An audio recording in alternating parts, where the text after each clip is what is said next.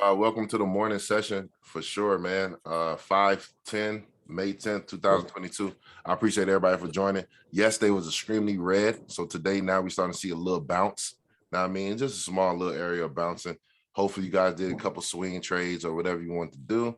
But overall, stick to the plan that you got set for yourself. Nothing too heavy. Home Depot and Walmart and all that stuff was looking great yesterday still. Trying to hang in there now. But again, the market is still bearish until the overall trend of the market changes. So, and what I mean by that, until the overall market is just exactly what I meant. So I also have the historical data of the NASDAQ bear markets. And on average, we're literally 30 days out from our average bear market days, how many days the market's been bearish. We're 30 days from that. We're like 10% or 15% away from the 30% average of a bear market when it comes down or pulls back. What I'm saying is, this is why I say June is such an important month. June and July is such an important month for a time of reversal, because we're literally 30 days out away from our average. And let me post that picture real quick just to see. I ain't see many people. I'll be doing my homework sometimes. I'll be sitting back just lurking. You know what I mean? But let me post that real quick in the main lobby so I can show y'all what I mean in the Discord. So boom, there you go. That's the bear market calendar, and you can see that the average, and that's in the Discord. I need to save it. Oh shoot! Hold up, guys. Bear with me. Oh no. All right, boom. There you go. And I'm gonna post it in the chat on this one too. So yo, top of the morning. Top of the morning for sure. Top of the morning. Let me see if I can get this picture screenshotted real quick. But yeah, what I'm saying is June is going to be an extremely important month for signs of reversal. And we're also going to have opportunity for, buy-in by the end of this month. Hopefully, if things start consolidating, we really need a consolidation before we start making, huge decisions on what we want to do. So let's pay attention. Let's pay attention for sure. But for right now, we're definitely going down. We broke SPY below 405. You notice that it came down about 400, and now it's starting to look like it's going to test that 405 again today. Which is, that's becoming a small little area of trade. If you want to do same day options, you can do from 400, all the way up to about 405. So it's the same thing over and over, as long as we keep exercising what we've learned. But it ain't nothing too much to be concerned with, man. We just here to try to make sure that we're being confident in our trading and we're being consistent. So right now, let's look at Apple real quick. And this is more examples of just being consistent and just taking advantage of small windows of opportunity. Now, Apple bottom is 149.71. It has not came down to 149 yet. So it's we're at the 152. I told you guys, 154 is a good area to buy for a nice little run towards the 160. I don't know if that's going to happen today, but I'm just giving you guys an idea of, every time Apple, come below the 154, you can probably pull off a 150 put, but it's the same thing, vice versa. 149, if we continue this bear market, if it don't hold the 149, which is also where the trend line is meeting at, we're definitely going to be able to see some more downside out of Apple. But when you're doing your puts, today will be a good day to pay attention to resistances if you want to get in on puts.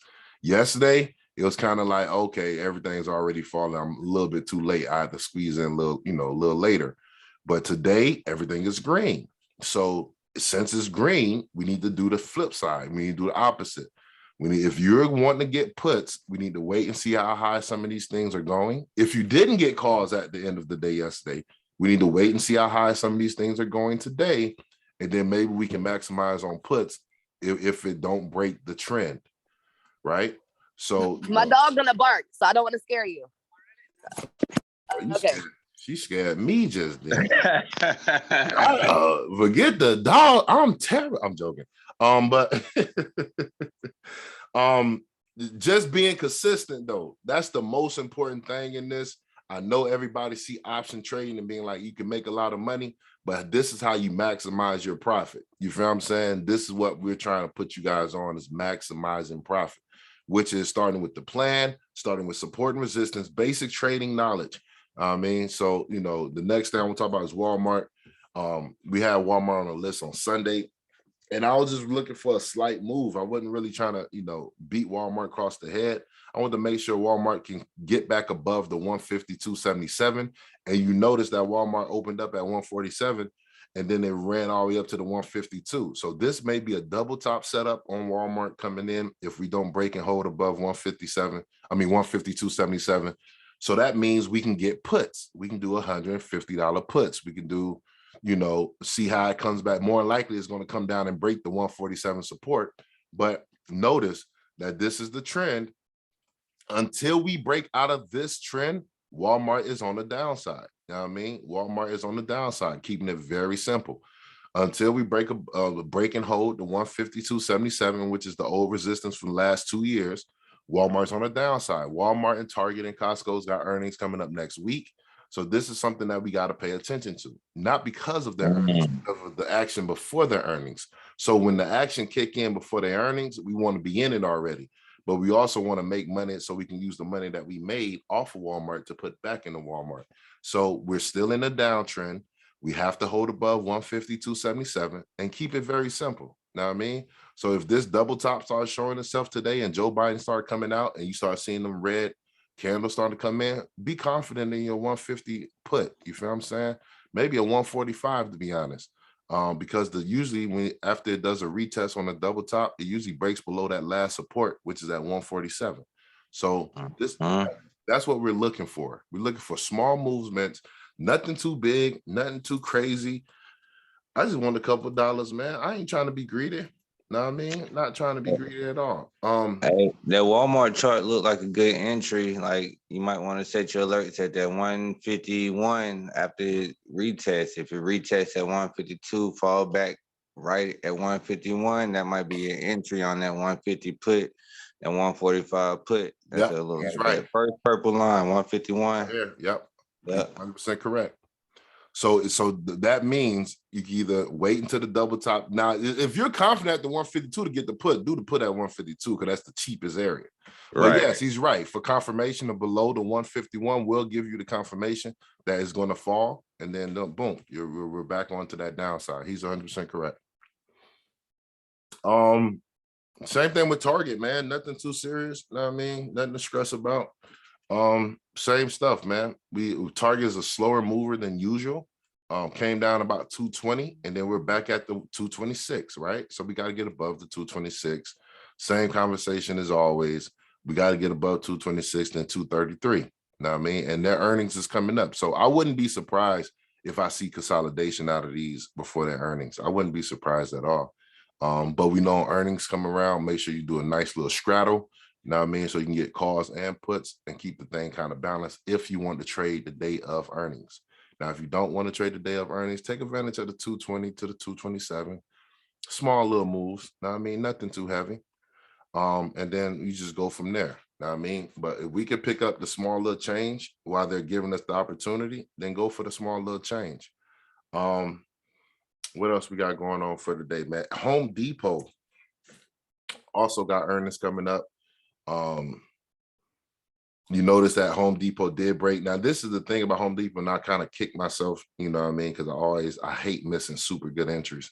The last entries that we have for Home Depot is around the 299 area, and then they gave us this huge drop down about 287 on the 9th. Now, I mean, so, you know, this was a great opportunity to do a $300 call, and then you notice it's getting back above 300 now, but we have to hold this level. So, you know, same type of deal. Anybody that understood Home Depot, I got multiple trend lines in there because I need Home Depot to really hold above 307. And then if we hold above 307, we can pull off a 320 call and then see how it works. But until then, we're in the downtrend. Just keep it consistent. If it comes up to the trend line at 307, don't break. Go ahead and get you a $300 put. The small windows of opportunities are still there. Now, I mean, so trading seemed difficult, but if you got a plan, it's not. It's really simple. You just got to be consistent on what you're doing. And then they also with finding contracts, like sometimes, you know, we're not looking at the overall view of the contracts. We're just looking at what we want to look at. But there's some contracts out there that's still at reasonable prices where you can be able to make some money no matter if the stock move 2% up. Know what I mean? Like you can make a little bit of money and call it a day. So same thing, FedEx.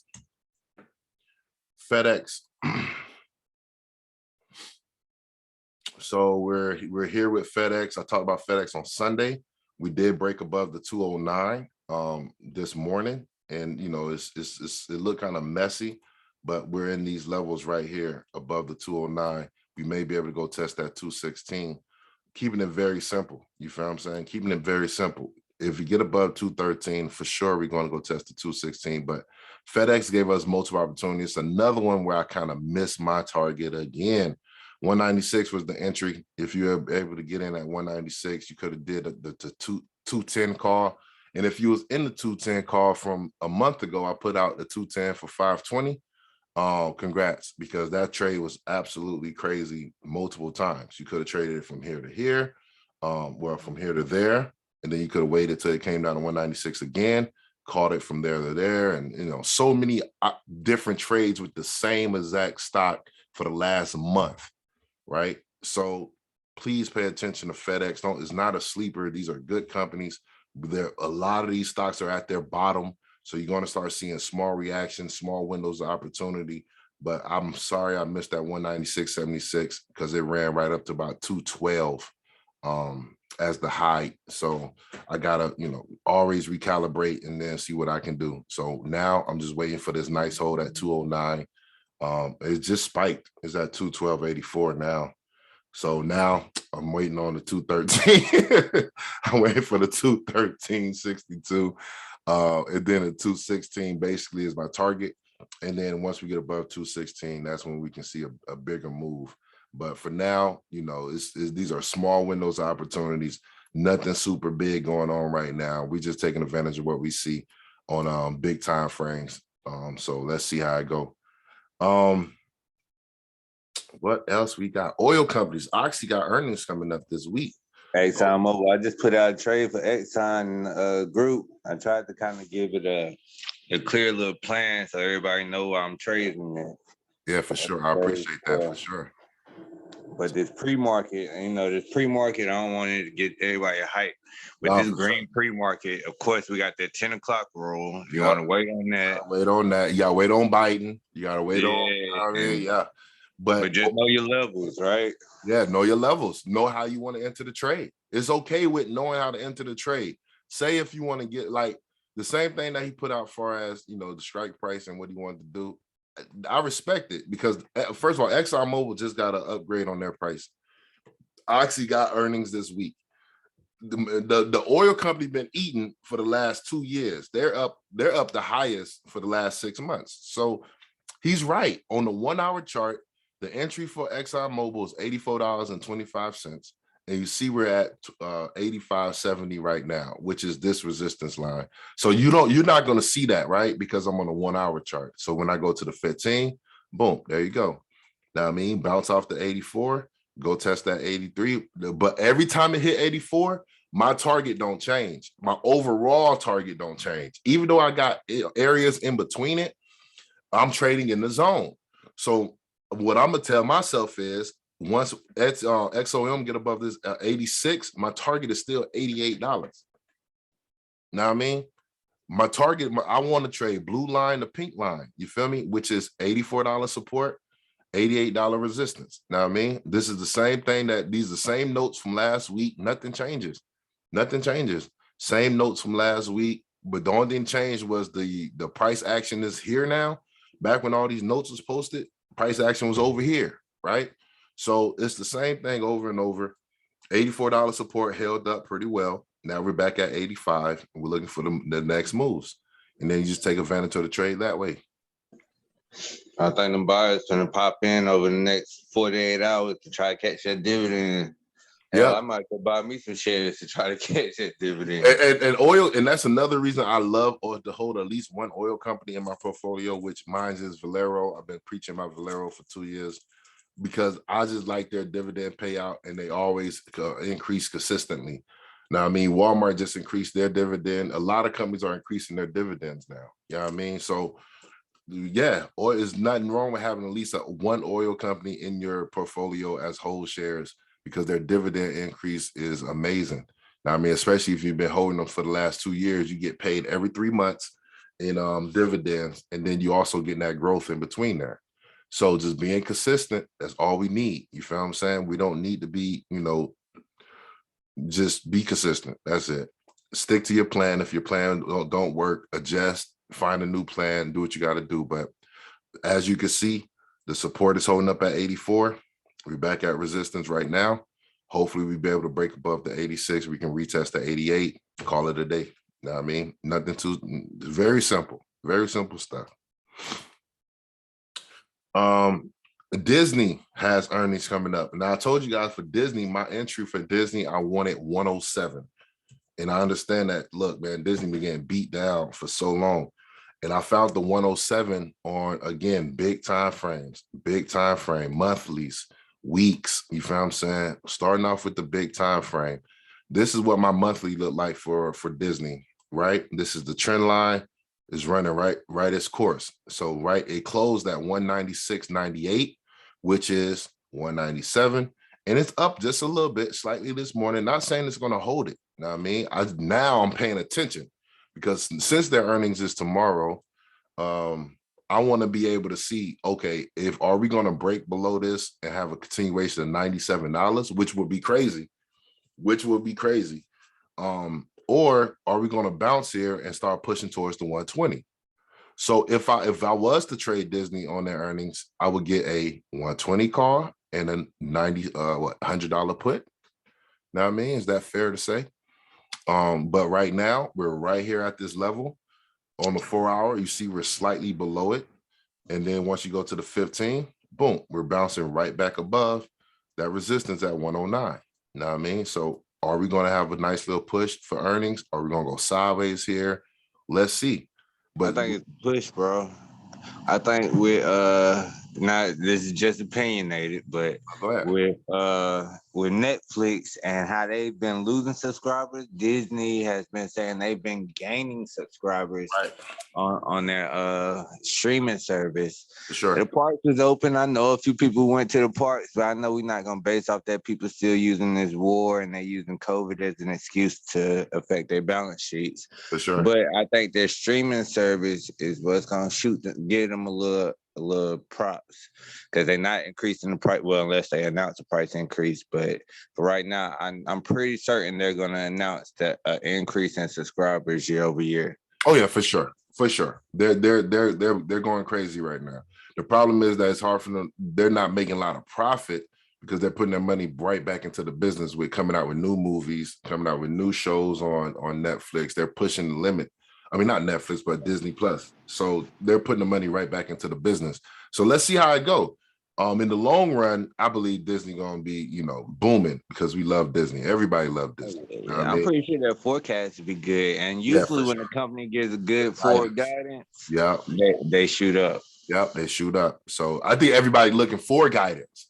Whenever the market goes crazy red like this, people are looking for guidance. They like, man, what you expect gonna happen in the next couple of years? Like, right. That's when you start seeing reactions. People want to know what's going on there with their money. They got their money invested in this. But look at the 1 month again.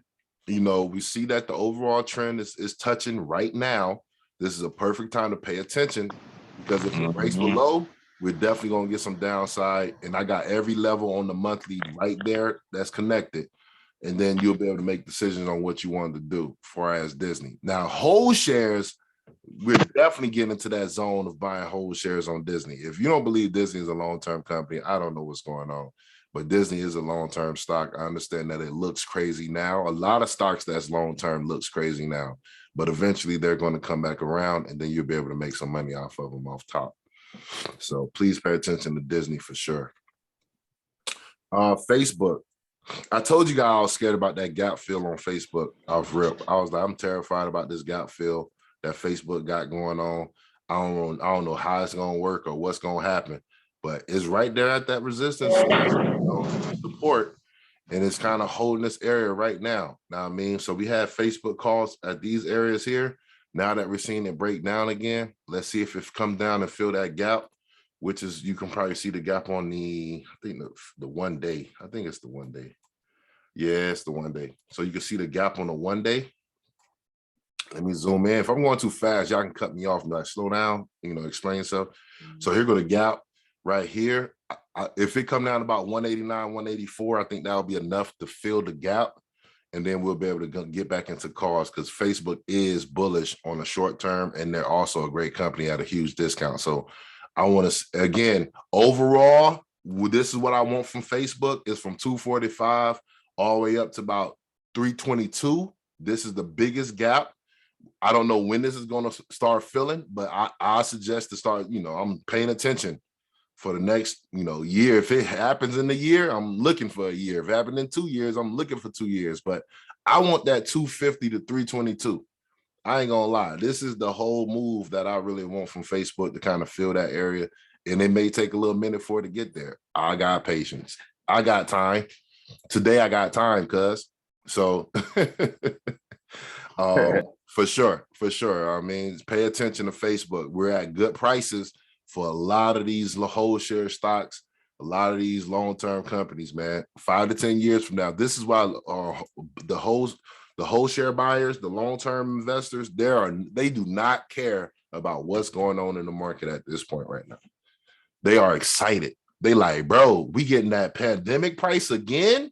Look, they looking for money, man. I've been looking for money too. Bro, are we gonna get another pandemic price? Like, how y'all keep giving me pandemic prices? This is amazing. But yeah, I mean, this is where we're at right now, and hopefully you find your window of opportunity where you could take advantage of trades. There's nothing wrong with being patient. You don't have to buy the first thing in the morning. You can wait it out. You feel me? It's okay. Set your alerts on your phone. Don't stress and stare at the screen and be like, oh, count every penny. You don't have to count every minute of the market. If your alert go off, your alert go off. If it don't go off, it don't go off. I don't have to stare at the screen all day to make me feel like I'm doing it. Like, no, I'm okay. You feel what I'm saying? I'm okay with going, taking care of the kids and chilling and doing other things, answering emails. Like, take your time. You know what I mean? We're not tripping. So BBIG is slightly below the $3. We had that nice little spike up here. The trade did work. I mean, it did give you like 800%. Super cheap trades on the options for the $4 and the $3. Now we're back to the 279 area, up to the 314. They're still bullish. And I'm just bringing it back up for people that missed that 276, that 267 spike. If you missed this first spike, every time I tell you guys, if a stock do a big spike, it's going to more likely come down, and then you're going to get a slower move on the way back up. This may be the case for the penny stock BBIG. This is a penny stock. But yes, we're back down to the 279 area. Hopefully get a bounce off of these 200-day moving average on a 30-minute. And then our target for now, since we've broken below the $3.14, our target is going to be $3.14, because old support, new resistance. So if you're not into it, if you want to get into it, pay attention to these levels. 2679 should be your entry, or if it breaks above 314, you should be looking for another retest towards that 351. But be extremely patient with penny stocks. That's how you make the money, because you're patient. Luckily, I put it out at a good price range, and it gave you a nice little spike. So let's look for that again. Now, I mean, I don't mind waiting for another re-entry on the penny stock. I mean, these penny stocks are extremely cheap. The options are extremely cheap. So you can definitely just be patient. Just be patient, man. Let it cook. What else do we have? Check out Win for me. I'm trying to get in a trade on that one. They got earnings this week. I think they're going down the same way, like with pandemic, everybody was using it to affect their balance sheets. I think just like Adidas just announced their balance sheet was affected by the Russian-Ukraine war, which makes no sense to me. I'm pretty sure that Wynn didn't make any money this year. A lot of people make Adidas out there. I mean, they wear Adidas for war. So yeah, I just see a downside on this. So definitely it looked like, this is the overall trend on the monthly. I mean, I keep a chart on me. I keep a chart on me. But just from old research, this is the same chart. I don't go back and readjust charts and do that unless I have to. Now, I mean, unless I see something different. But for right now, this is the same chart I've been having for them for the whole time. Now, I mean, and you notice how it's a nice little trend here. Things are breaking below that trend line. Your target should be $52. If we can get in at 52 or below, you know what I mean, that'd be awesome.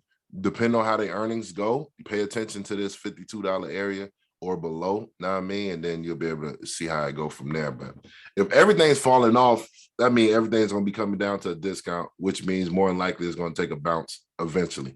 That's why June is so important.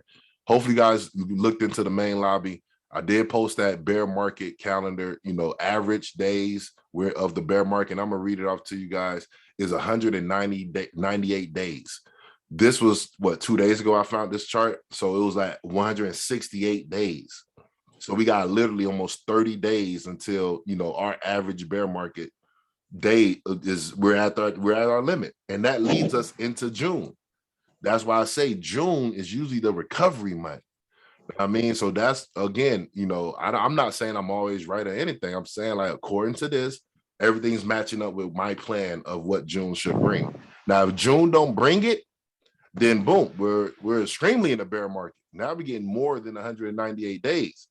Now, I mean, so see how it go.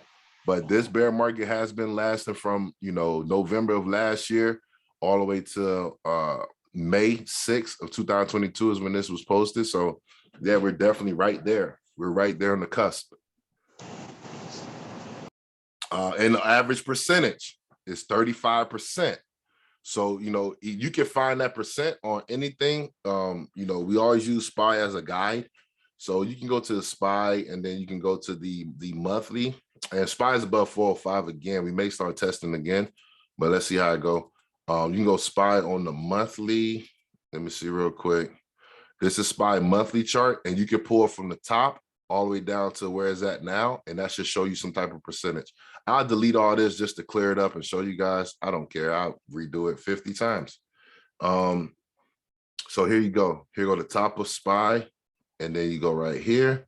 So it's about 16%, almost 18%. You feel me? From the top down to the bottom, SPY's dropped almost 18%. So that gives you an idea of how much more we either have to go. You know what I mean? At least that gives you something to go by instead of being like, oh, it's bear market, without no idea of like when it's going to stop. You feel what I'm saying? So looking at this average calendar kind of gives you an idea. Maybe we can stop at 24%, 35%. You know what I mean? And then, go from there. Anybody got questions?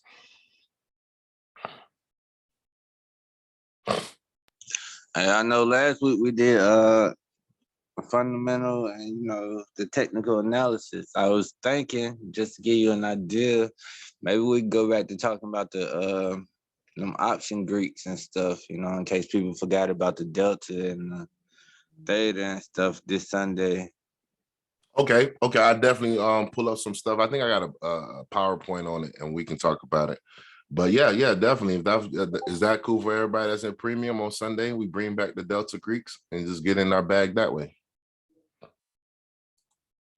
Now we're starting to use Sunday session as more of a learning tool. Now, I mean, for people that really want to get in and figure out how we do this and how we can take advantage of it. So this Sunday we can work on Greeks and a small little area of technical analysis. Of course, we got to recap the week, but we definitely, work on some Greeks, man.